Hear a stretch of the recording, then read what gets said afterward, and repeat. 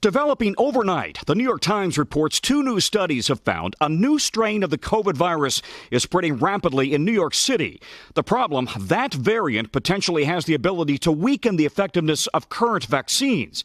The Times says neither study has been vetted by peer review nor published in a scientific journal, but the results are consistent.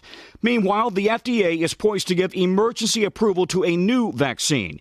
The agency staff endorsing Johnson & Johnson's vaccine ahead of an emergency use hearing Friday with the FDA's independent advisory panel called verge. If the EUA is granted, we will waste no time getting this life-saving vaccine into the arms of Americans. If approved, Johnson & Johnson's candidate would become the 3rd vaccine available to the public.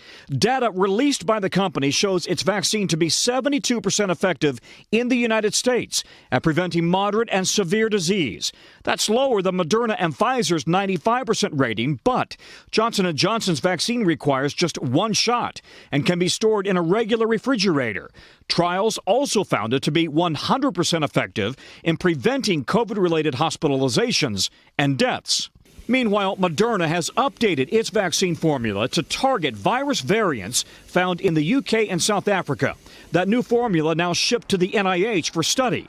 Moderna's president urging Americans to get any shot that becomes available. Any vaccine is better than no vaccine, particularly if it's been reviewed by the FDA and recommended by the CDC. In an exclusive interview, the head of Pfizer tells NBC's Lester Holt his company is going to start studying the effectiveness of a booster, potentially adding a 3rd shot to its 2-dose vaccine. Is your expectation that this will turn into a routine 3-dose vaccine? A likely scenario is that we will not have a 3-dose vaccine. We will have an annual revaccination, likely with 1 dose of the vaccine.